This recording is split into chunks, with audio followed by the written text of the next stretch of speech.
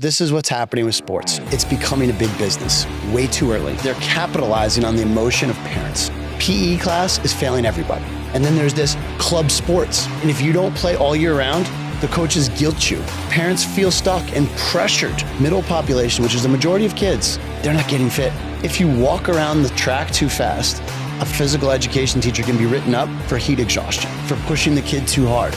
So the kids aren't getting fit there, and they're not falling in love with fitness, not falling in love with movement. The next step is, I've got to throw my kid in club sports. I don't think that's the answer either. What I tell parents now is get them fit any way you can. Have them be part of a team or part of a program or part, like at All-American Training, we have a lot of kids that don't have a sport. All-American Training is their sport.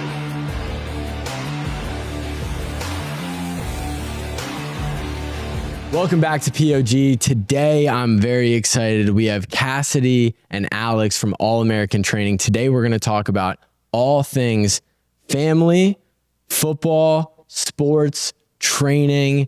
I have a bunch of questions when it comes to like AAU and travel baseball and all these types of things. So if you're a parent out there listening, or if you're an aspiring entrepreneur in the health and wellness space, this is going to be the show for you. So I'm excited to dive into the conversation. So we were just talking about a little bit about your background in terms of playing football, everything like that. We immediately hit it off because I played football for a long time.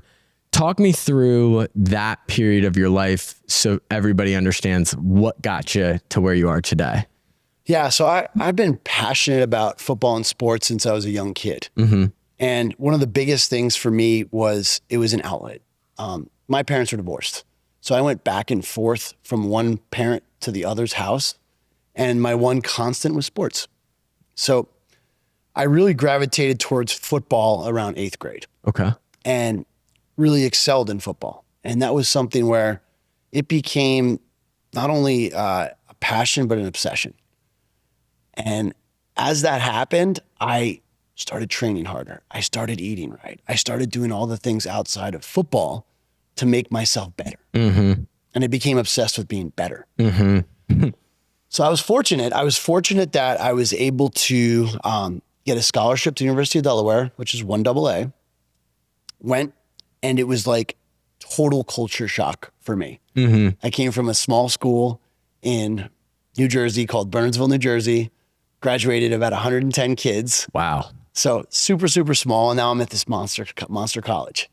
And going on a football field with people that have been playing at higher levels, right? Bigger schools, bigger high schools.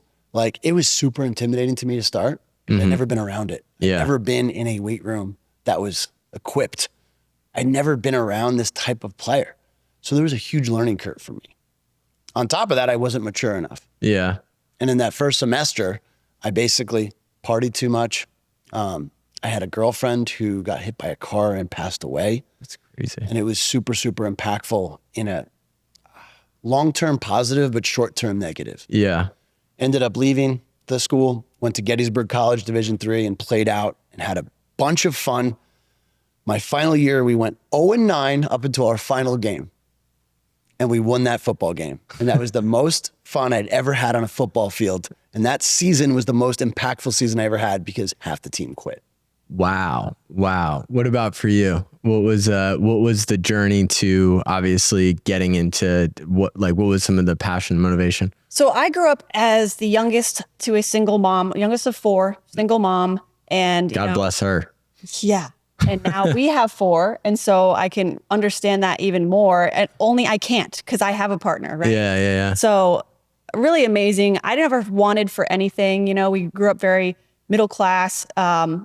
But when we talk about, off camera opportunities that maybe our kids have, we should can get back to that later. I might not have had like all of those, but obsessed with sports. Basketball is my main sport. I did cross country and track to stay in shape for basketball. Mm-hmm. And then I was going to Pepperdine University. I grew up like very conservative Christian, applied to all these Christian schools. That was like actually the most like liberal Christian school I could apply to. Like the church I grew up in was like, oh, you're going to Pepperdine, like with the heathens. Nonetheless, that's the reason I was going there. But I would have loved to play sports in college, but I didn't exactly have maybe the resources or the confidence to do that. So I had an opportunity to be on the track team there. So I did. I ran track, or I practiced with the track team, got mono over winter break, never ended up being able to come back from that. Like when you talk about your ankle injury. Yeah. Like a silly thing like mono, but I never went back to it. I remember there was one day where I had the opportunity to walk on and try out for the basketball team, which is what I really would have wanted. But I had this like come to Jesus moment of like, I was just like sweating my butt off in the, like literally went out to nature, was like, should I try out for the basketball team? Like here I am, 18 years old. Like, I mean, on my own, thousands of miles from home, trying to make this big decision, which in retrospect, like, so long story short, I did not go to the tryout. I decided to go to the signing for the track team. If I had gone and tried out for that basketball team, I'm pretty darn sure I would have made it, and who knows where my life would have went. Nonetheless, that was the end of my like sports career. I never ended up going anywhere with it in college. However, in college, I found fitness instead. Love it. So through CrossFit, it was like 2007, I was doing like the CrossFit.com workouts. Like with my boyfriend at the time, like in the park at Pepperdine or in the gym, which was not super nice. And that was super fun. And I love that. And I fell in love with like fitness itself, because growing up playing sports, I didn't work out. I didn't cross train. Like back then, I mean, All-American training where we have now would have been a dream, right? So we talk about having the resources, and then on top of that, you have to have your own drive. But I think I had the drive, but maybe not all the resources. Maybe not all the confidence. I'm not going to put it on resources too. But yeah, fell in love with fitness itself through CrossFit. And then when I got out of college, I got into fitness itself. So personal training, group fitness, became obsessed with that. And then that brought me to collide with him in Miami around 2015, where we got into the fitness business together. That's really cool. Yeah, it's so interesting when we're kind of talking about, I tell a lot of people, I grew up in a Christian household. So I was lucky. I would pretty much, my mom was a single mom. So I totally relate to that. I actually had her on the podcast yesterday for her birthday, but I talked to her about it. There are two things. She didn't have all the time in the world because she had to work a full-time job, 6 a.m. to 7 p.m. every night, come home, make sure I get my homework done, make sure she takes care of herself a little bit. But the thing that I will always remember is every morning, like 5:30-ish, I'd roll out of bed. I'd go into the garage that we had at the time. My mom had a treadmill and a little weight set, and I just sleep on the floor while she was getting her morning workout in before she went to work. And it's so interesting how that trained my brain. Even at that time, I wasn't training, to like understand what it meant, that commitment of what it meant to being, committing yourself at that time. She wasn't in sports or anything like that, but she was just committed to the idea of, I got to take care of myself. I got to take care of my son. And then flash forward, once I was like 7 years old and I came to my mom, I was like, hey, I think I want to play football.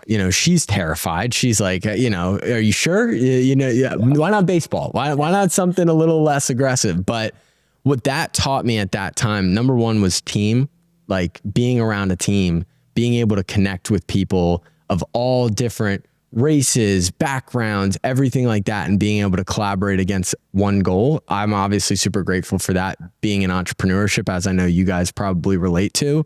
But second of all, those value systems of putting in the work, even if it doesn't mean that, if you're going to make a 0.5% improvement in something like running or catching the football, but the amount of hours that have to go into that 0.5% improvement is so important to learn at that age, because obviously I told you guys off camera, but when 17 years old comes and I'm, all I am in my brain is a football player, and that gets taken away, what do you do then? You know what I mean? What do you do with that identity? I'm interested, with all the people that you guys have worked with, have you ever experienced those kids that go from, they have the sport, they have that outlet, and then it's taken away? And what have you guys been able to coach people through that, or what have you seen? Well, it's interesting. I'm going to use my son as an example. Leo. And he's played every sport under the sun. He started with soccer, 2-3 years old. Yep. We've done t-ball. We've played lacrosse. We've done football. We've done basketball, everything. And this kid gravitated towards wrestling. Very cool. I didn't wrestle as a kid. All right. I did some jujitsu and some mixed martial arts as I got older after football. So probably around 26, I started. So he gravitates towards a sport that the practices when we first started, he'd get his ass kicked. Yeah. His ass kicked. And he'd just keep coming back. And I'd be like, oh, I guess this will be the last practice. Because I just get beat up like that. 90 minutes with no air conditioning. Yeah. Like, honestly, it's hot. It's uncomfortable. And this kid just gravitates toward it. So I was like, okay, no matter what happens, you can't take this imprint off his brain. Yeah. So if he even stops tomorrow, he'll have this as that like bookmark in his head. So now it's fast forward about 2.5 years. And he's been doing it constantly. Yeah. And he's become extremely good just through the pattern. Yeah. And what struck me is what you said, at 7, you went to your mom, I want to play football. Your mom probably didn't push football on you, right? I never pushed wrestling on my son. Yeah. That naturally was inside him. So what's awesome is that if you can somehow give your kid the resources to try everything and then let them see what they want to be. Do not be that parent that puts your imprint on them. If you wanted to be a professional baseball player and you push it on your kid, it's not going to work. All right? They're going to resent you for it. Let your kids be your kids. Let them gravitate to what they want to be. There's the creativity that a kid has to where you don't get kicked in the nuts by the world yet, where you kind of can, you still have the belief that you can be anything that you want to be. And it's so important because even until I was probably 15, I would tell everybody I was going to be an NFL player. Yeah. Granted, at that time, I was the same height I am now and almost the same weight I am now. So, I had my own coming to Jesus moment of like, all right, I am 5'7" and $150 soaking wet. I can't really even get D1 schools to look at me. I don't know that I'm going to be able to make it to the big leagues, but the idea of like exploring that curiosity and being okay failing. Yes. The thing that I'm interested in, and we were, I prefaced it in the opener, this travel baseball, this AAU basketball, it used to be, at least when I grew up, and it still might be, but like before I picked football, it was like baseball in the spring, soccer in the winter, whatever in the summer, basketball in the summer because we live in Florida and it's hot out, whatever. And I just did all these different things and I was able to explore my curiosities like you're talking about. But what happens to a lot of kids now is that parent who says, I didn't make it. I wasn't able to be this that I really wanted to do. So I'm going to live vicariously through my kids. When I grew up around these kids, again, I grew up without a dad. So I would see these dads that would give all the resources, but it was I'm giving this to you so that you do this. This is conditional. You have a good game. We're going to get, hot dogs, hamburgers, whatever. It's a big celebration. You don't, my love for you isn't the same. It's like this weird exchange of love. 100%. So this is what's happening with sports. It's becoming a big business way too early. Okay. Big business, right? Because they're capitalizing on the emotion of parents. And I don't like it. It's like low class, middle class, upper class, how the middle class shrinks. It's the same thing with fitness. PE class is failing everybody. And then what is there? This middle area, there isn't much anymore. And then there's this club sports, right? And if you don't play all year round, the coaches guilt you. Oh, that's cool. Go play another sport. But you're just not putting in as much work as Johnny is pitching. So you're stuck, right? And these parents feel stuck and pressured, right? To spend 20 grand a year. 30 grand, 40 grand, 50 grand, right? Which is insane. Where there is this now middle population, which is the majority of kids, right? They're not getting fit. Not even only getting fit, they're not enjoying fitness. Yeah. Because if you walk around the track too fast, a physical education teacher can be written up for heat exhaustion, right? For pushing the kid too hard. True story. You're kidding. No, true story. So the kids aren't getting fit there and they're not falling in love with fitness, not falling in love with movement. So then the next step is, I've got to throw my kid in club sports. I don't think that's the answer either. I've been caught up with that now in wrestling, right? Where it's, you've got to be part of this club. Yeah. All right, I'm part of this club, right? All of a sudden I go to practice with another club. You're following that coach? You're not part of us? So the guilt, right? Yeah, Feeling of being torn. I'm like, this is ridiculous, right? So what I tell parents now is get them fit any way you can, right? Have them be part of a team or part of a program or like at All-American Training, we have a lot of kids that don't have a sport. All-American Training is their sport. They come, they do the group classes, they have a lot of fun. They don't have to be part of this, big business, club sport type style theme. That's what I appreciated, at least in the phase that I grew up. Travel was just peaking in baseball, barely. It was just starting to come in. But you had all these, again, it still costed money. Well, I think it was a lot for my mom and my mom's sister at the time to like pay, the Pop Warner fee to make sure that we could play. But that was an extension, but it was still manageable. You're talking maybe $500, $600 for a season.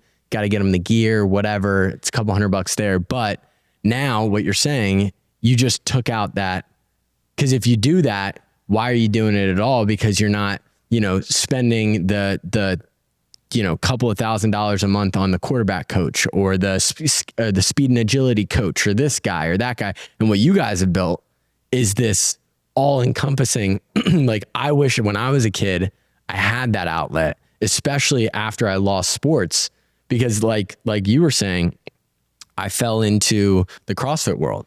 And I'm not saying there's anything wrong with CrossFit, but at 17, just coming off of a high ankle surgery, like a big ankle surgery and all this type of stuff, the last thing I needed to do was snatch a barbell over your head. Snatch a barbell over my head, do all these really complicated movement patterns that I didn't, like, I had no content. Like, all you did in football was power cleans. That was it. You know what I mean? I'm interested. Pretty advanced too. That's still pretty advanced, but the don't serve much purpose in my opinion. Exactly. Now I'm interested. So how does the dynamic work in terms of how do you motivate your kids in sports? What is your role, Michelle, on your end? Cassidy. Jeez Louise. Cut that, Robert. Cassidy. What is your role and how do you guys divide responsibilities in terms of, I'd imagine you're the hard driver. I'm curious. Yeah, this is really interesting because so we have 3 kids together and then he has a son that's my stepson. So the oldest 9-year-old, he's forging it for all the other kids, right? And then there's a 4-year gap. And then we have a 5, 2, and 2-month-old. So when you ask that question, honestly, there's a lot yet to be seen. And honestly, he's, been the driver so far since his, him and his son, and I'm home with the kids a lot. And I'm taking his lead, but I think we're very much on the same page of, and there's a really, I think, fine line between pushing them and like making them get involved in something and telling them that this is what we do with our daughter. It's a privilege. It's an opportunity. She's a little bit tougher of a kid. So sometimes she's like capable beyond belief. She's insane. She's been on the wrestling mats, but she goes back and forth between like being shy about it and then really wanting to do it. And it's like, she's 5. So we're not telling her she has to do it. We're telling her she gets to do it. Yeah. And that's been really working. And we feel we're honest about that. If she doesn't want to go, fine. There might come a time where we say, like, you've committed to this, so you have to go, right? Or, Great story about her is that I threw her out in a tournament at 3. Holy 3 years cow. old. I put her on the tournament because she wanted to do it. She wanted to do it. Daddy, I want to do it. Okay. So I threw her out there in a tournament versus a 5-year-old, right? Big difference. Or 6-year-old, actually, right? Boy. So this is what happened. You shook hands. I'm Jaxby. So what happened was she was intimidated not by her opponent, it was by the referee. Like, she legit was intimidated by the referee. And she goes, Daddy, that man, why was he there? Because she'd never been in that situation before. Interesting. And I had to take a deep breath and be like, okay, I'm pushing my daughter. And I shouldn't be pushing her. She's got to want it, but I've also got to educate her on what this entails. Yeah. Because she's going to want anything that daddy wants, anything that big brother wants. And I didn't do a good job educating her on that situation and that opportunity. She got excited, so we got excited, and we're like, yeah. Like throw her into the deep end. That's so interesting. My uncle, who like played a father figure role, I'd go up there in the summer to PA. And this is right when I was like getting into like, I really want to play football. And so one day he is like, okay, you want to play football? I'm going to run you in a camp.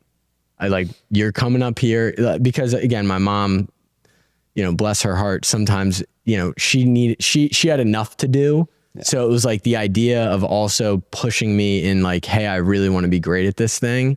My uncle stepped in and was like, okay, you want to be great? I'm going to show you what it means to be great. So 6 a.m. comes, all right, we're going out and we're running drills until 9 a.m. Then you're going to come back in, we're going to eat breakfast, and I'm going to go back out. Now you're going to do yard work because you still have responsibilities to the household. And at the end of the day, when I was already exhausted, he'd put on this VHS tape of the hardest hits in NFL history or something like that. And he would just play it for me. And he would point it out. And he like, this is back, like the VHS was from like, the 70s, 80s, 90s, when, football was a whole different Lawrence Taylor. Yeah. And like the Joe Theismann, all that type of stuff. I had to watch that. And it wasn't from the perspective of, like you guys are saying, it wasn't from the perspective of trying to scare me either way. Awareness.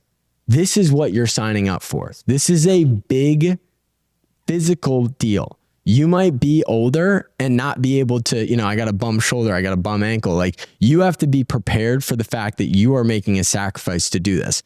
Most kids, like, that would have thrown them away. And for me, I like this subconscious thing of trying to prove like, I'm a man. I was like, all right, fine. Like, if that's what I'm going to be the guy, who at least lays the hits so that I don't have to receive them a little bit. But it's so interesting, that awareness piece. I'm interested. You guys are around parents all the time. What would you say is the number one key to setting your kid up for success in this world instead of sending them on AAU? Because, by the way, the AAU, the travel ball, all that stuff, nobody talks about how that affects the family, the financial stress, the emotional stress, the time stress, all these types of things. What would you guys say is the important? Negativity is poison. Okay. And I've watched with parents, right?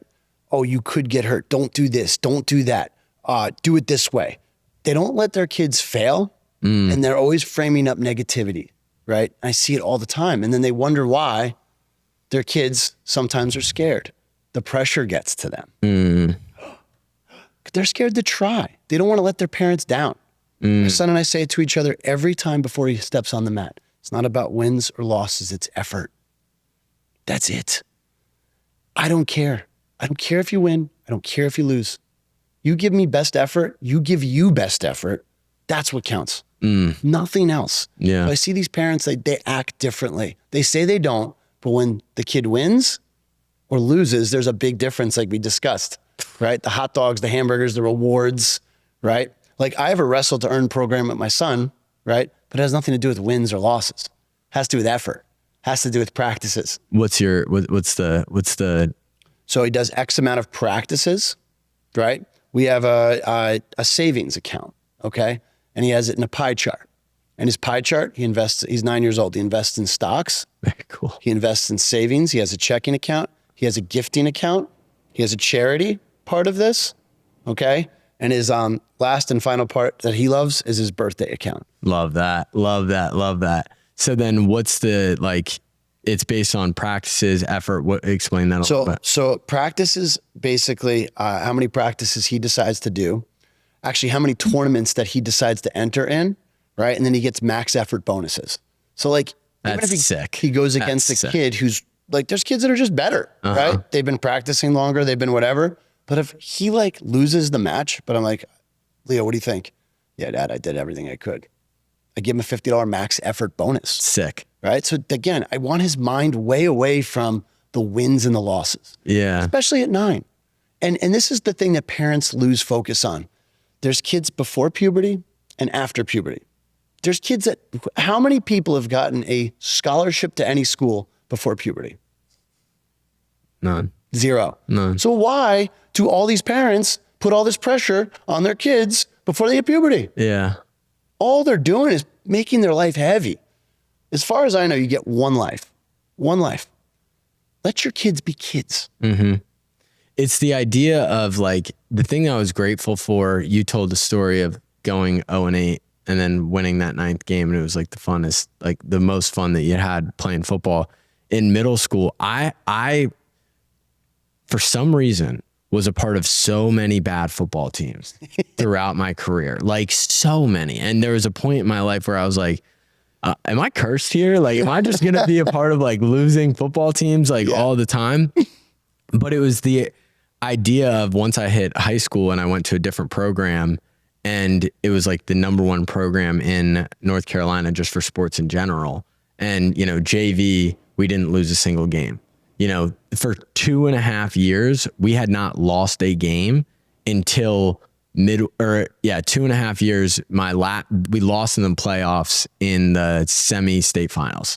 So I'd taken all of these bruises, and then I was a part of a winning team. But what you got to see from a team sport perspective is, what does a losing team look like and what does a winning team look like? And you got to see that, like, you weren't scared of losing anymore. You just understood what the common traits of a loser are. And it's exactly what you're talking about. It's this idea of like, if you're so afraid to lose, you never learn what the actual consequences of losing are. Yeah. The feeling of insecurity, that feeling of I might not be good enough here. Yeah. That's why we love wrestling. And I say we, probably like you like wrestling, but that's why, you know, the peers of my daughter who's 5 are like, they're doing dance, they're doing gymnastics, which are great and fine as well. And they're like, oh, she does wrestling. I'm like, yeah, I'm all for it because of that reason, because they're put in a position to fail so often and how much resilience that builds, especially in like, we live in Naples, Florida, like such a cushy place. Like, we have to kind of like manufacture some adversity here. So true. Because they're not really going through a lot of hard stuff on the day to day. Yeah. Like, they got all the snacks in the cupboard that they want. Yeah. Ice cream in the freezer. That's the best point ever. Like, they are spoiled here. We live in Naples, Florida. Yeah. Like, and that's the whole thing, is how do you manufacture adversity? Because you have to. Like, these kids are going to be up against kids. Like, this is their only way. Their only way out of the ghetto, football. The only way out of the ghetto, dance. The only way out of the ghetto, acting. Working at school, finance, right? Our kids don't feel that. Like, they just think, oh, everything grows on trees around here. Yep. So how do you manufacture it? So on the wrestling mat, right? Kids have to, 1, be in a wrestling match, maybe get physically manhandled by another kid, right? Cry, have this mental, like, whole big downtrot feel, right? Emotional, physical. 5 seconds later, their name's called to go into another match. So they have to have goldfish memory. Yeah. Right? Have to get themselves back up again, have to get themselves in the zone, and have to perform. So this is an entrepreneur-based show. So there's a lot of aspiring entrepreneurs and entrepreneurs that listen. And I wish those that hadn't been in team sports, I wish they knew what we're talking about. Because when you're building a business, when you're doing anything worth doing, you get kicked, punched, snapped, like every which way possible. And there's even been times now in my career where it's like, I'll go through enough bad days where I'm like, oh man, what is going on? And there's that moment of, am I going to feel bad for myself? Am I going to be a victim? Or this beautiful foundation that I laid as a kid of like, all right, you know, just because we lost doesn't mean I'm a loser. Yeah. And what do I have to do to make sure that in a game of business, which is more individualized with team components to it, what can I do to help the team progress forward? My question for you guys is, from a foundational training side, what's the best way to train a kid to not only just perform in a sport but how can you get them in the mindset to be able to take on life in the way that obviously you want to be able to? Let me tackle this one in 2 parts and just slightly off topic, but like, there's 2 currencies I believe in that are above all, and it's time and it's opportunity. So from an entrepreneurial standpoint, like you said, you're going to get kicked in the teeth like 50 million times. It's a lonely, lonely, sad place. Yeah. And it can be almost every day if you let it. Yeah. Right? So those are the 2 things you have. right? That are the most important pieces of I consider currency. Yeah. So don't let opportunity slip through the cracks. There's never going to be the perfect time. Yeah. That's impossible. Yep. And don't take time. Yeah, I can do this tomorrow. I can do this next week. I can do this next month. Oh, no, I'll do it next year. Because this is what I say to everybody who's got a really cushy corporate job. It's not fucking it's not fucking easy. It's not fucking cushy, and it's not safe, because you can get laid off at any point in your life, right? Take control of your life, right? Take your chance now and don't look back. Preach. So true. So back to the point of, training from a child's perspective, because the parents that are listening to this, I just think that it's so backwards right now with sports specific. How can you build, what are you guys doing with the kids that you bring in? What do the workouts look like? How do you get them excited about not only just getting ready for a sport, but just fitness in general for when, the sports career is over? There's 3 rules, right? It's work hard, try your best, and my favorite, have fun. Mm-hmm. Okay. So our classes, and if you want to go on what our classes are all about. That's a big part of our family motto too. Like we said about going into sports, that's what he says before every wrestling tournament. Work hard, try your best, have fun. Same thing in the classes. And from a younger kid's perspective, it's all about body weight training. Learn how to move your own body in space before. Yeah. And then it's a lot of play. It's a lot of games, right? And then it's, I think, a little bit of sprinkling in how to move your body mechanics. Like, I didn't do a squat probably or understand what a squat was until I was trying CrossFit when I was 19 years old. Yep. Okay. The kids should be at least understand, like, what is a body weight squat and what does that feel like? And then from there, it's just a build. It's progressive overload like any human on earth, right? Mm-hmm. Add some lighter weight and dumbbells. And then when you get in those older years, it's more all around strength and conditioning, right? Like you said, I think you're going to get a lot more out of, you talked about power cleans. I mean, yeah, it's going to teach you power. You need to do your sport, throw a base, pitch 1,000 million times if you're going to be a pitcher. But that overall full body strength and conditioning is going to make you resilient for your sport. We do a lot with team building. Yeah. Connection, right? So it's like, we'll do some stuff where we overload the sled, and one kid can't push the sled. We're like, push it. We put it on a timer. We don't give them any instruction whatsoever. Push it 20 yards. How do we do that? Figure it out. So we let these kids fail and figure out stuff on their own. So all of a sudden now you've got 2 kids on the poles pushing. They went and got a rope by themselves. 2 kids are pulling. So we let these kids figure out a lot of problems on their own. Yeah, so good. Because what happens is with a sled, like, it's difficult. Like, it's hard. They don't usually get to do things like this. So now all of a sudden, one, they're thinking. There's some sort of cognitive thinking happening. Yep.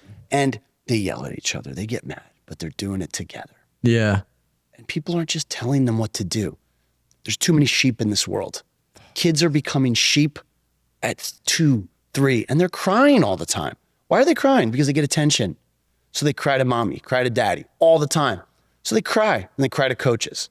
Well, you know what? Life doesn't care if you cry. Mm-hmm. They say, fuck you, go away. Yeah.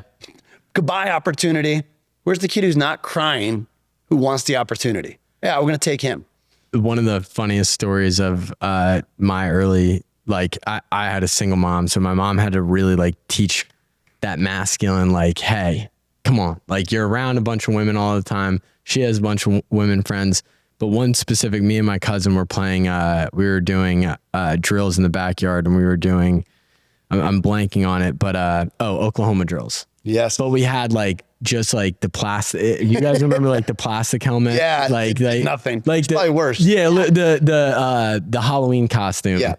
That set up. So we would set up, and one of the times I got clean. I got hit pretty hard, and I'm laying there and I start crying. This is probably 7 or 8. My mom hears it. She comes out, she looks, she goes back inside. I'm still crying.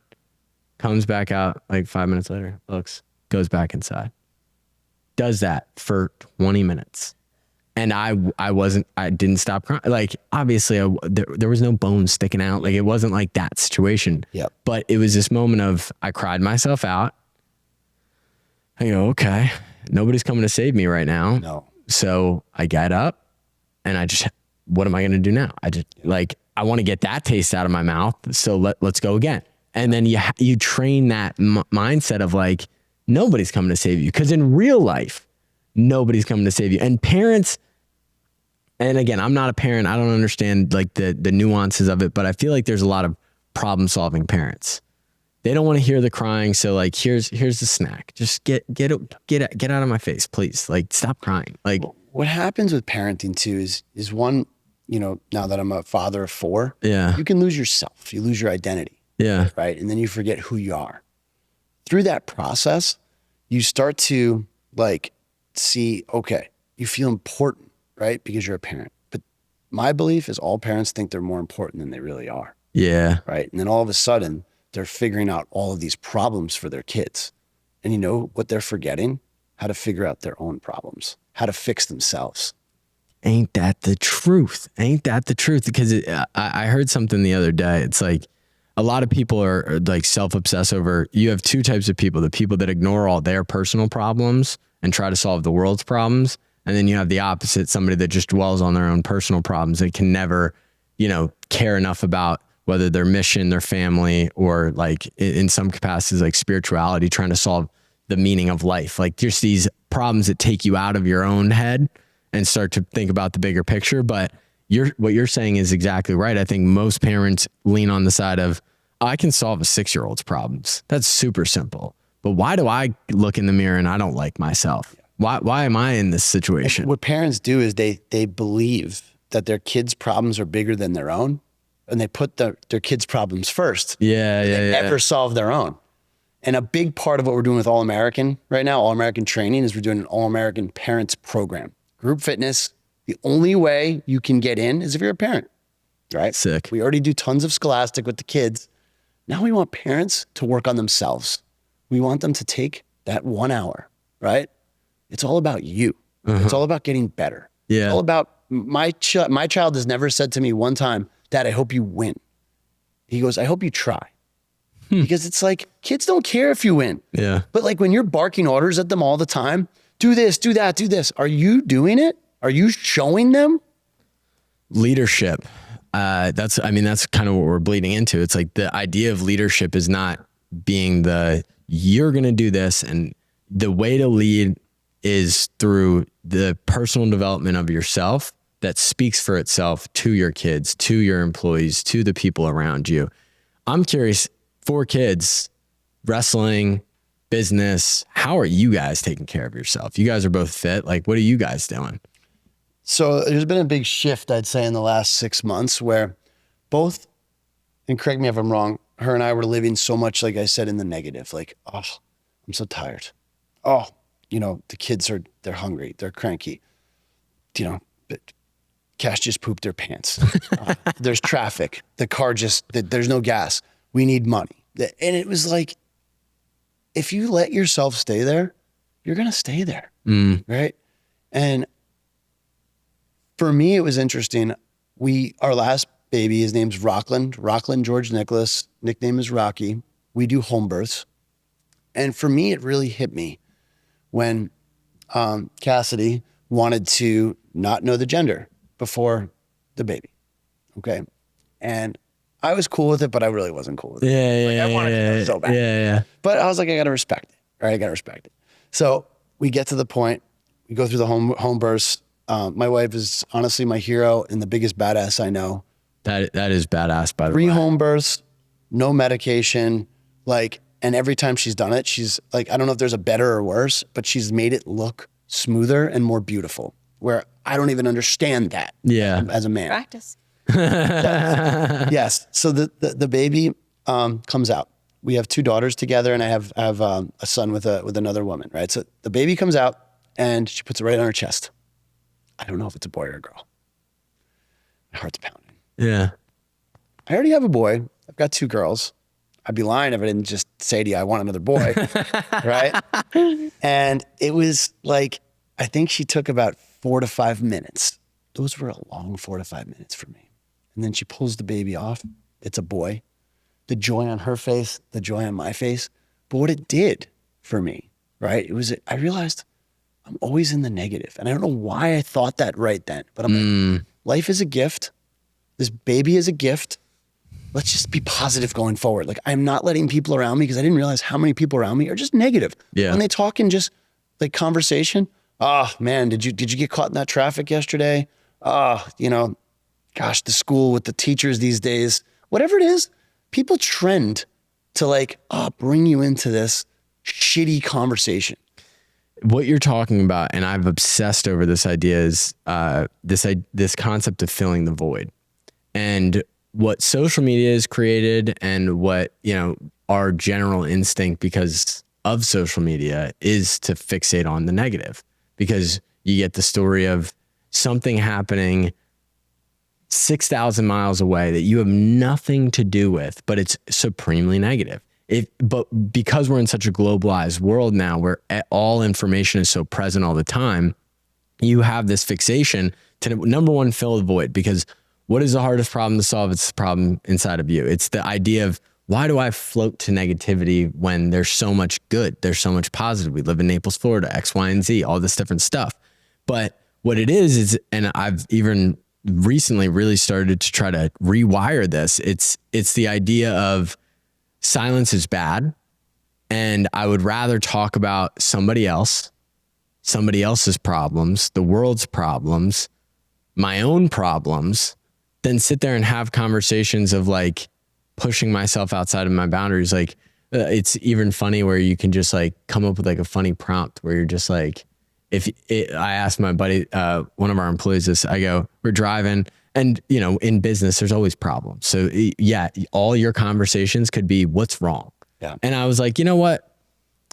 You, 3 other people, I drop you in Ecuador and you have to take over the Ecuadorian government. How are you doing it? And it was like the most fun conversation, because it was obviously just complete, like, it was bullshit, but it was like stretching the mind, like, oh, like, what would you do? How could you, like, strategizing? And it's like, there's no stakes. It's not like you have to go do it, but it's like this idea of filling the void with something that is complex or individualized. Mm-hmm. So many people don't have their own individual thoughts anymore. It's crazy. That, and then I've made it like a mission right now that if people are being negative around me, I try to shift the conversation positive. Yeah. And it's like, okay, how can I uplift this?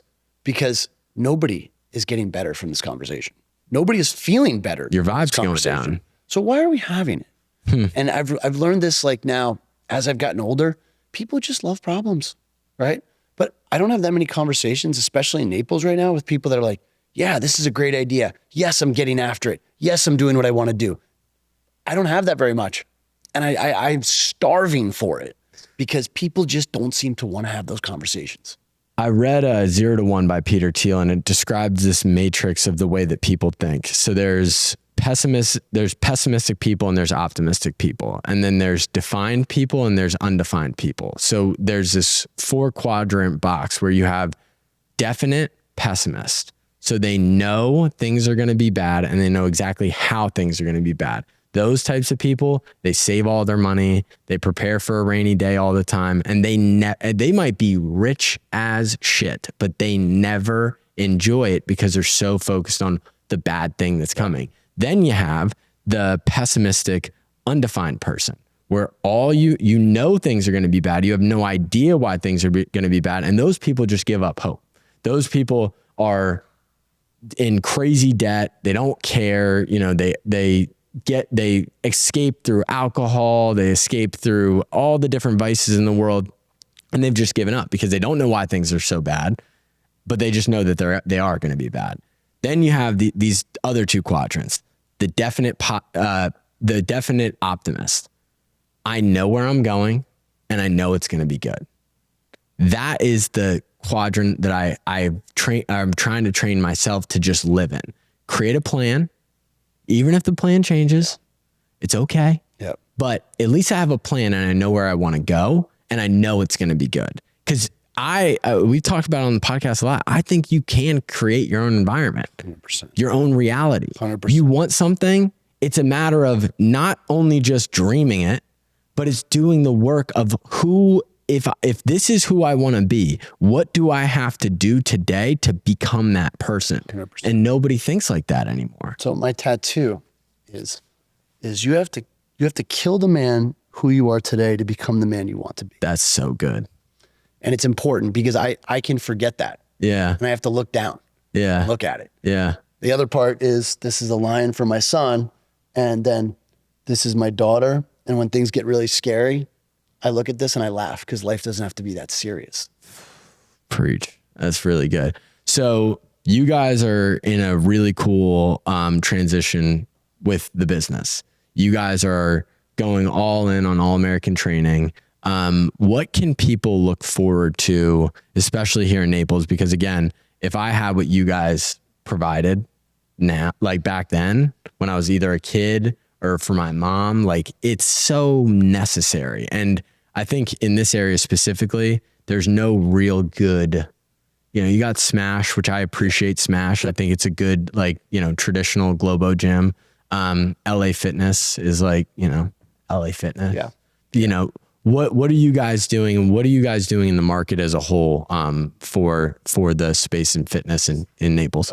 100% positive connection with family. So the positive connection with the parents and the kids and the connection between a husband and a wife. Because we are way more connected when we work out. We hardly ever work out anymore.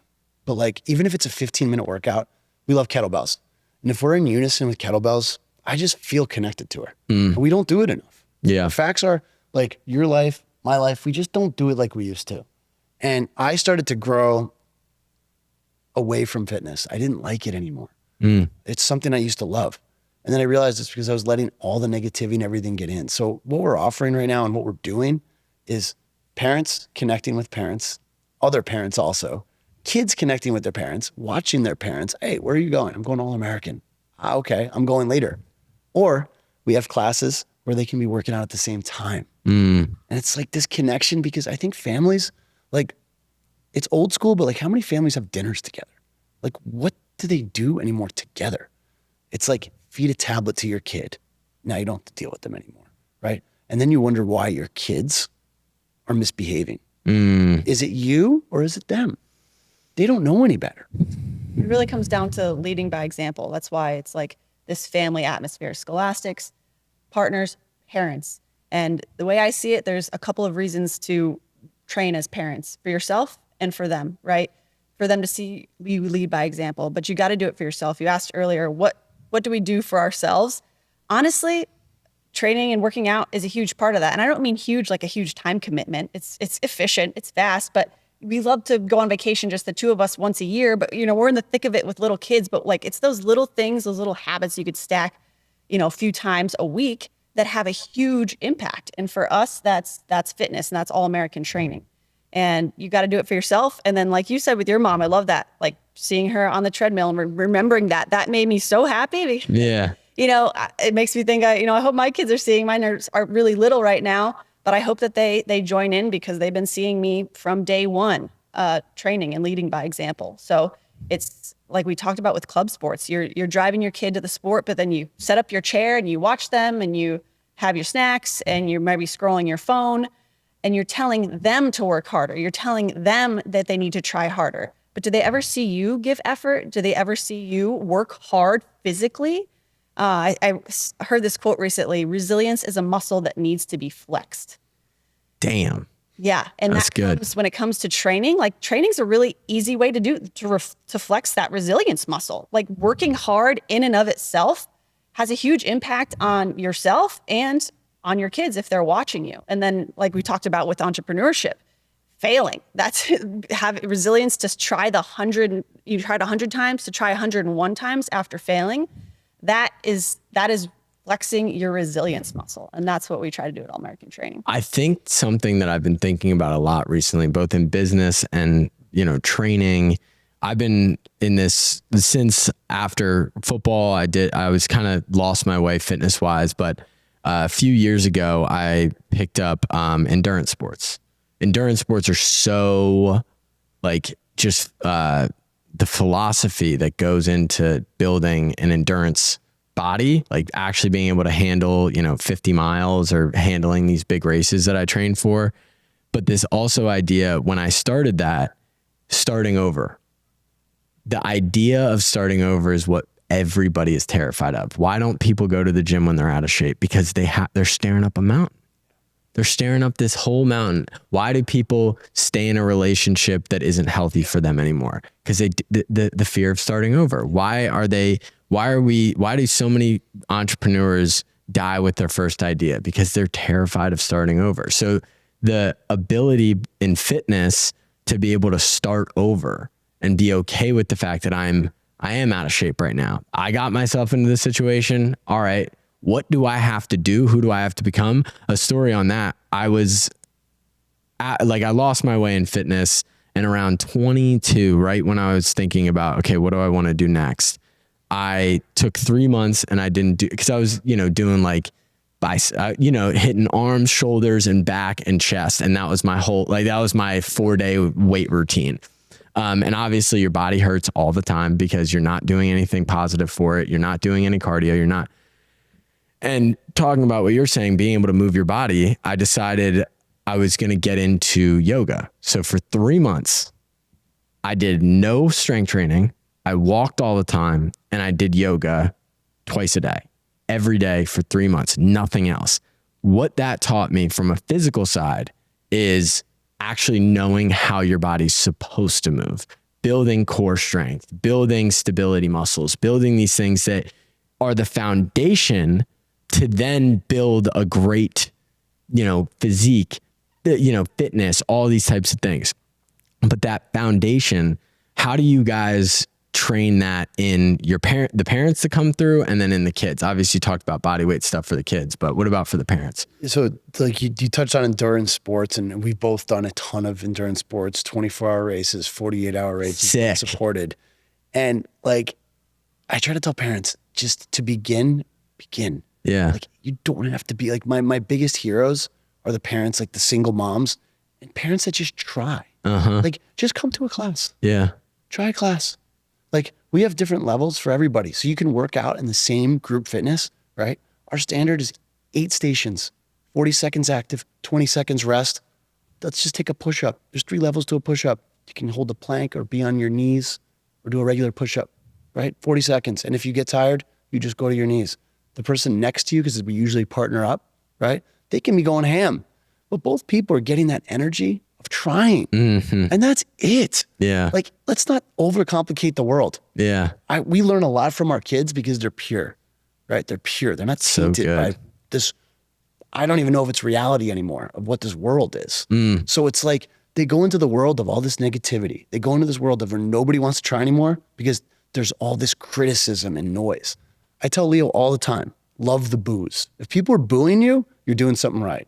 It's all noise. It's all noise. There's only a few people you need to really get approval from, but most important, it's right here, you, right? That's who you should be approved by. Naval Ravikant says, you better love yourself, because if you don't, nobody else will. Yeah. The reality of life is, especially I've been married for 2 months. You're having a wife is one of the hardest things that you can do, or let's just say significant other. One of the hardest things you can do, but one of the most rewarding things that you can do if you get out of your ego. And what I mean by that is I was able to hide all the worst parts of myself. I was able to just push it away, like, this doesn't exist. It doesn't exist to me, because a lot of people escape through all different types of mechanisms, but this doesn't exist to me, and they don't need to see the side of me. But when you have a wife, or you have a significant other, or you have a partner, that's out to bear. They are a mirror of you. So if you, especially being like a leader of the house, trying to be, a man in a world of like today, where you're just kind of constantly put down, you're constantly trying to be uprooted in terms of, I'm glad we're kind of shifting the pendulum back a little bit.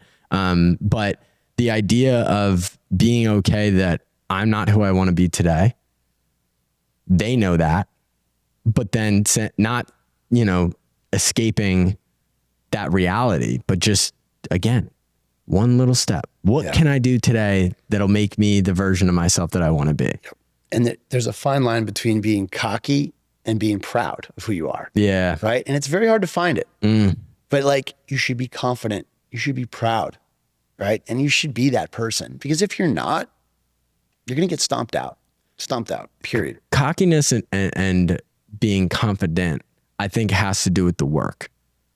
Yeah. Somebody who's confident knows they're confident because in that 24 hours that we're given each day, they prove to themselves who they are. Yeah. Cocky is talking without the work. Exactly. And you know what? People can smell that. Yeah. Because the reality is when you're truly confident, it's because of the work that you put in, and it's this emitting. I don't have to tell somebody, hey, you know how many miles I ran this morning? Nobody cares. But when I show up to work better because I ran that morning, they're like, what's up with him today? Yeah. He's in a good mood. What you do find, and this is what I found, is I have pushed people away in my life that don't want to be around me because of that. Yeah. Because when you're positive, you break their frame. Because when you don't buy into the bullshit and you buy into the negativity, they don't want to be around you. They want to pull you into their their nonsense. So it's like, I've said this to my wife a few times, like, we're going to lose a lot of friends. Yeah. We're going to lose a lot of friends because we're happy. Okay to start over though. Yeah. That's the thing. That's what everybody's so afraid of. It's like, oh, well, I've been best friends with them for 20 years. What am I going to do now? Like, okay, but are you worse off because of that friendship? If you're truly honest with yourself, do they make you a better person or a worse person? I know this. I'm better off talking to you right now. Better off. I've never had a conversation with you in my life, right? We're talking about all awesome shit. Yeah. I don't really get to have opportunity like this. Yeah. How many times have we talked to somebody like this? Yeah, especially where we live. Yeah. It's just facts. Because it's all that, you know, I love Naples, and Naples is an amazing place, but it's this constant pissing match. It's like, look at my car, look at what I drive, look at my house. And it's like, it's interesting learning from people like you guys and just the clients that we service on a day-to-day basis. A lot of them have money, more money than I do. And I started to realize this recently. I was like, you want money to do things, but you really want money for freedom. Yes. Freedom of expression, freedom to wake up in the morning and say, what do I want to do? And what most people use money as is the pissing match. Well, I'm going to get the nicer car. I'm going to get the nicer house. I'm going to get this thing. And then they realize that they're on this hamster wheel constantly, because if I can't do this, then that means I can't show up like this anymore. And then they're going to say, well, why are you driving the Toyota instead of the Range Rover? And it's just this nonsense constantly. And what I've found is, especially in this area, right? We're new money. We're entrepreneurs. Yeah. I love that. Yeah. A lot of people that are old money, and it's like they're living off of a trust or something. So their confidence isn't really there. Goes back to cockiness. Effort behind the money. Because I always like, oh, wow, this person drives a nice car. And so I just investigate a little, like, getting to know them. What do you do? And nothing really adds up. And I'm like, wait a second here. All your stories are exactly what they are. Yeah. They're stories. It's not reality. I wrote an essay this morning. I won't read it all out, but it was something that I was writing, and it said, "Be careful who you follow." I'm lucky because when I was a young entrepreneur, I got stuck in the trap. There's both the health and wellness side and the entrepreneurship side, and I wrote this in the essay. But you go on social right now, you will be more confused than you will be confident in what you're supposed to do. Because I see an aspirational lifestyle and they're telling me this is who I need to be. This is what I need to do. Burn all your relationships. You know, one of the examples that I made, and I see this all the time, it's like, if your wife asks for help around the house, tell her my hourly's higher than that. I don't need to do that. Like, and this is literally advice that people are giving.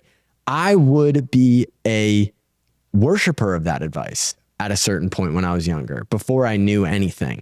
The lucky part about the job that I have is I'm constantly meeting these people.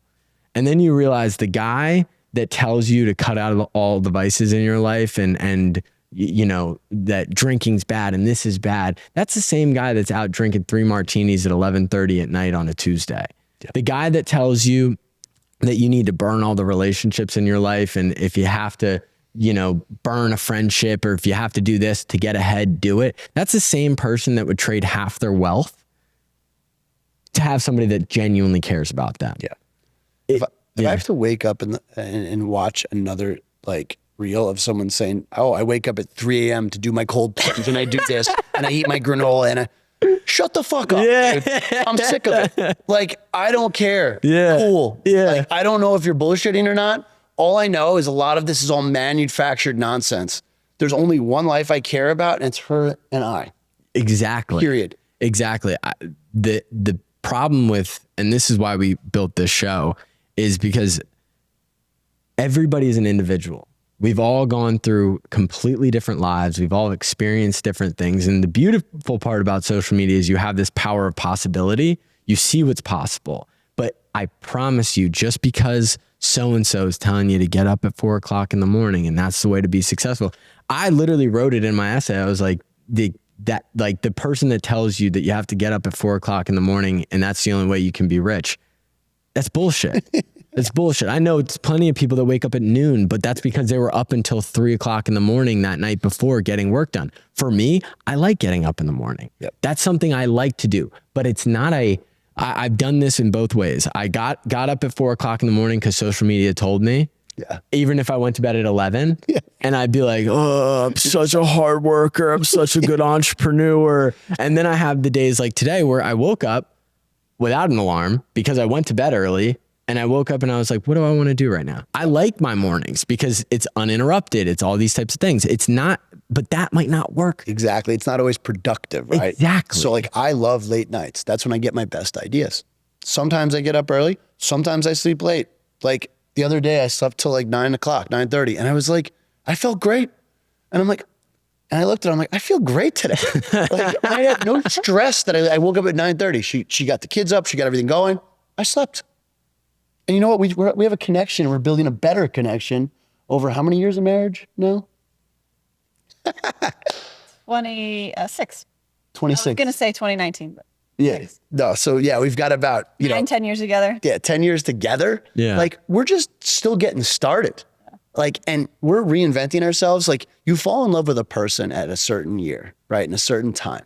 And if we both don't connect with each other, you fall out of connection because you evolve every day. I evolve every day, right? And if you're not evolving together, it doesn't work. And sometimes you go here, but we're always trying to level each other up, or at least that's what we're trying to do now. Yeah. And that's important because at some points we're trying to pull each other down. I know that feeling. I started dating my wife at 19. Like it just right into college, like literally had a year of like doing whatever. And then I started dating my wife, and people ask me all the time, like, you just got married at 25. Are you not you're not scared? And I go back to the fact that it's not easy. It's never been easy. It's not like we've just had this great, like floating through life and there's never been a hard time, but every time it's gotten hard, every time I went from, hey, I'm going to be, a normal 9-to-5, or actually I'm going to drop out of college. I'm going to start this business. Actually, I'm going to start running ultra races. Actually, I'm not going to be home until 7 o'clock at night, most nights. Although she might not have loved that in the moment, and, nobody's perfect. Nobody can sit there and, be gracious and loving all the time, but you have the ability to say, I accept you for who you are. You accept me for who I am. I know you want to be better. I know I want to be better. You might grow at 2x the rate that I do, but then one day I'm going to grow 3x the rate that you do. As long as we hold space for each other and we always go back to this is the thing. Like this is, I think I heard this at church the other day and I really liked it. They say in the Bible, and this gets a lot of people pissed, but a wife is supposed to submit to their husband, and the husband is supposed to basically lead in this very masculine way. And my pastor said, at the same time, the husband is supposed to service your wife. It's not supposed to be this lay down, kiss the feet. It's that's not a relationship. No. That's a dictatorship. Yeah. You need a worthy adversary as a spouse. Thank you. And that is the most important thing. Somebody call you on your bullshit once in a while. Exactly. And when we fight, we have drag out fights sometimes. Me and my wife are the same way. there's one thing that I always go back to during our fight, and I have to check myself all the time. What is my intention, right? Is it pure? Is it what I truly believe? And then I will stay on my conviction on what we're ever arguing about.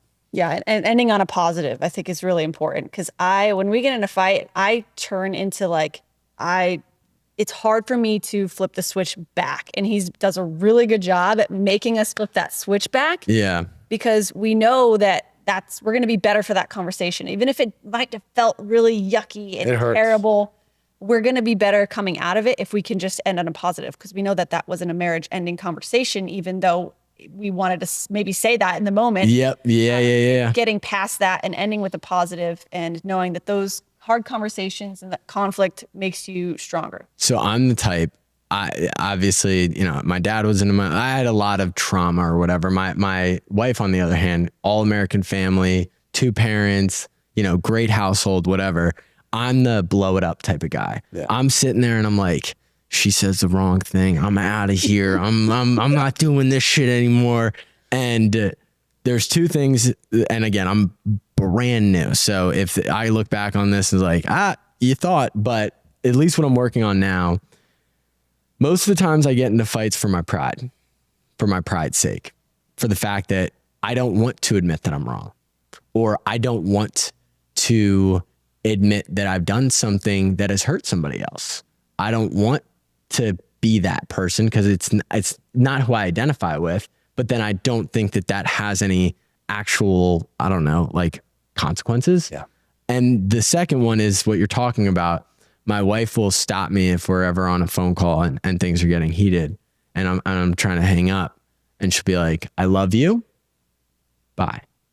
And I have to say it back, because if I don't, if I don't, then it's, it's a bigger thing, because now all of a sudden I'm not flipping that switch. I'm the same way like you. It is so hard once I'm down a rabbit hole to get myself out of it. It's like, man, you just ruminate. Yeah. But the ability to just say, is this my pride right now? Or is this just me? Am I fighting for something I truly believe in? If that's okay, then that discourse is fine. You're not going to agree on everything. And it's actually better. Like, my wife is my exact opposite, and I wouldn't have it any other way, because sometimes I'm way too full of myself and I need somebody to be like, get real, dude. Like, come on. Like, but you need that polarity rather. Yeah, I agree. And a big thing that what Cassie says is that it's not an ending marriage conversation, right? There isn't one for us. We're going to be with each other the rest of our lives. So we never have to worry about that happening. So I see in a lot of people, like, there's that little bit of doubt. And if you let that doubt happen in marriage, you're fucked, right? Because it just starts to grow. What you focus on grows. So I did this back and forth with ChatGPT is a great resource. Especially it's advanced a lot now. And, you're going through, not marital problems, because I think people take that in so many different ways, but like being in friction, and sometimes it's on a weekly basis. You know what I mean? Like I can imagine you guys understand what I'm saying, but it's like sometimes it feels like there's more battling than there is like coming to peace with the situation. And I was going back and forth with ChatGPT. I'm like, is this normal? Is this what things are supposed to be like? And it was explaining, it's like, right now I'm going through a transition where I've like cut a lot of the nonsense out of my life. Like I used to like smoke weed. I don't smoke weed anymore. It was an escape, and I'm trying to learn these things. So I'm changing in this process. She's not used to that. Yeah. She's used to the person that never gets mad because I have this outlet. You see what I'm saying? Exactly. This person that is like always kind of like almost too lax. You like to medicate, right? And dull yourself from any conflict. Bingo. And I totally get that. There's a lot of times in our relationships where I wouldn't argue. I wouldn't say anything because I didn't want to deal with it. Yeah. Bingo. He talked about connection being like the most important thing. And I think that's where a lot of people just slowly drift apart. It's a lack of connection. And sometimes in seasons of life, conflict is the connection.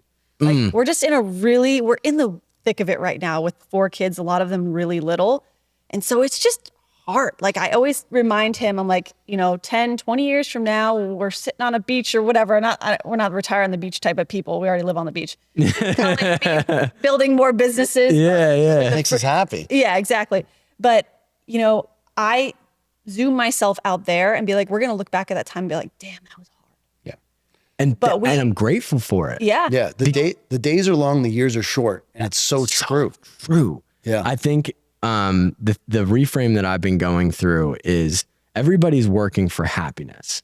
And what they do is they say, I'm going to sacrifice today, my happiness today for happiness down the road. That's like the 9 to 5 mantra. Yeah. My life is going to suck for 25 years and then I'm going to be 55 or 60 and then I'm going to live a happy life and I'm going to just sip margaritas on the beach. And like, that's going to be my life. Then you get to that point and you're miserable. Why? It's because I heard this on a podcast, but I believe it. I think fundamentally we don't wish that things were easier. We just want surprise. So when it's always shitty, we want the surprise of like, oh, I didn't know that brake was going to fall for me. Or if things are always good, it's like you're almost in that sense of like, the shoe's going to drop, the shoe's going to drop, the shoe's going to drop. Something's about to happen. Something like this is too good right now. But it's this idea we're obsessed with surprise. And it's enjoying the process of it, the whole life itself. It's like everyone wants to get to this end goal. Well, there is no end goal. Like, and then how many people retire and they're just more miserable than they were before? So it's like, why? What's the point? Yeah. And that's like what I laugh about now. I'm like, there is no real like end, dude. No. Like every day is part of the game. Play the game to the highest of your ability every day and have fun with it. I think that's a big entrepreneurial mindset, right? It is. We get that in entrepreneurship, and just circling back to what we're all talking about, teaching kids both in sport and in life, is to not be afraid to fail, love the booze. And that's in entrepreneurship too. Like we tell our kids, if you want to go to college, like, you want to be a doctor, go to college, follow the route, a career that you want that requires school, go to school. Otherwise, we'll be teaching them how to build wealth, build a business. Yep. And they're going to fail a whole bunch, and we'll provide as much resources as we can. They're not going to school for liberal arts. Well, I'm not paying for it. Yeah. So if they want to go for liberal arts, they can go, but they better find a way to fund it. Yeah. Because period, I'm not doing it. Like they can go do a trade. They can go work in a business. They can work for us, but I'd rather have them creative think. I'd rather have them learn a skill. Like ideally, if my son doesn't know what he wants, I want him to be a contractor. Just get your contractor's license at 18. Yeah. And then figure stuff out. What I was appreciative of, my mom was the biggest school, I will be dead and gone if you ain't gonna go finish school and da-da-da-da-da. And I had her on the podcast. And the hardest point in my life was having to let my mom down for the first time. You live for, these figures in your life. You live to impress them. You live to do something for them. And I went to college. I wanted to be a doctor when I got to college. I'm dyslexic. So I go to biology and I have my first biology test. I crammed for 16 hours over the entire day before that test. And I studied a lot overall. And I get my test score back and I got an 82. And I'm sitting in a table where this guy didn't study, got a 95. This guy literally studied for like 2 hours and got 100. And I'm like, yeah, I don't think I'm going to be a doctor. You know what I mean? Like being in football, like you have those moments of like, physically, I don't think I'm going to be an NFL player. Yeah. I had that moment like, if I'm on bio test number 1 and I did 16 hours, I outworked everybody and I still got an 82, I'm not going to be a doctor. And so I went through this aimless period of my life in that phase where I switched my major 4 times in 2 years. But through that process, I started in student government. I was the president of my fraternity. I was the vice president of the fraternity sorority life. I did all these different things. I did student government for a while and I was like, you know what? I really hate politics. Yeah. I hate the bullshit of, I got to sit here and listen to this 4.5 hour thing that doesn't matter. That's not going to move the needle. This isn't for me. And eventually my co-founder sat with me one day and he goes, I'm going to be honest with you. I think you're an entrepreneur. I think you're an entrepreneur. I think that's something, that itch you got to go scratch. Long story short, I followed it. The president of the I changed my major to entrepreneurship. Thankfully, FGCU had it. And I sat with her one day and she goes, I want to tell you something. I think you're special. I think you have something. The best students that I've ever met never finish. And I looked at her and I said, you shouldn't have told me that. Yeah. And that day I decided, that was starting my junior year. I said, I'm going to work my ass off. I cut out the partying. I cut out all the fraternity stuff. And I was like, I'm going to be an entrepreneur. Coming up on my last semester, I had 3 classes left and I was going to have to do like a 4.5 year. I had another semester to finish things out. And I had a decision to make. Either I was going to finish out college or I had this really great opportunity with the business and I could go all in on that. And I did it. Yeah. And I'm not going to school. I'm going to go make a life for myself. Exactly. And when I called my mom, I was like, look, this is what I'm doing. And she fucking screamed at me. She screamed at me. She said, and it's not her fault, but she's like, you're going to fail. This isn't going to work. Blah, blah, blah, blah, blah. And I harbored that for a long time where I was like, that really hurt, blah, blah, blah. And one day, obviously we're here now. So luckily I'm going to be fine. But I called her one day and I was like, you really hurt me that day. And she said, nobody has to believe in you for you to do what you said you're going to do. Yeah. And I was like, boom. I said it to my 9-year-old son because he's told he has a very high IQ. It's between 130, 140. Damn. And people tell him what to do because he's 9, right? And I tell him, like, right now you got to eat some shit. All right, you're 9. Go eat some shit. Like, there's nothing you can do about it. Yeah. As you get older, don't let people tell you what to do, dude. Like, you are very smart. Do not let people tell you. If you know a way and find a way that's better, like he's not doing well in math because he's not showing his work. Right? I was the same way. Yeah, but he gets the right answer and he gets it faster than the teacher gets it.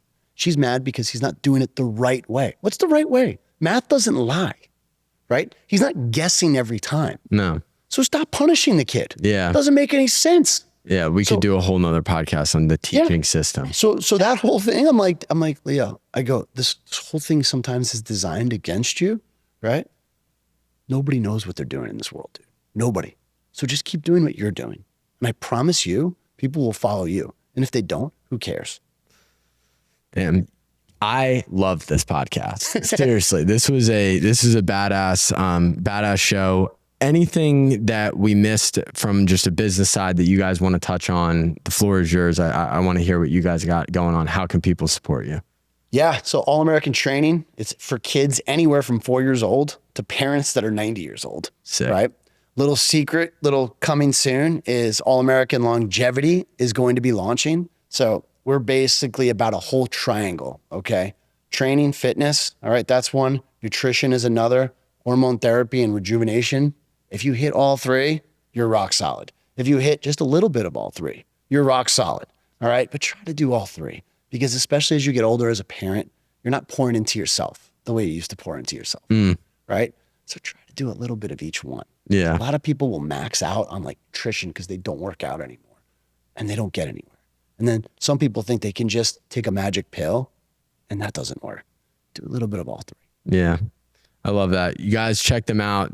I'm excited to stop in and get a workout in there. If you guys enjoyed this show, be sure to like, subscribe, share this with somebody that you think would find value. I know I got a lot out of this and I hope you did too. And we'll see you on the next one.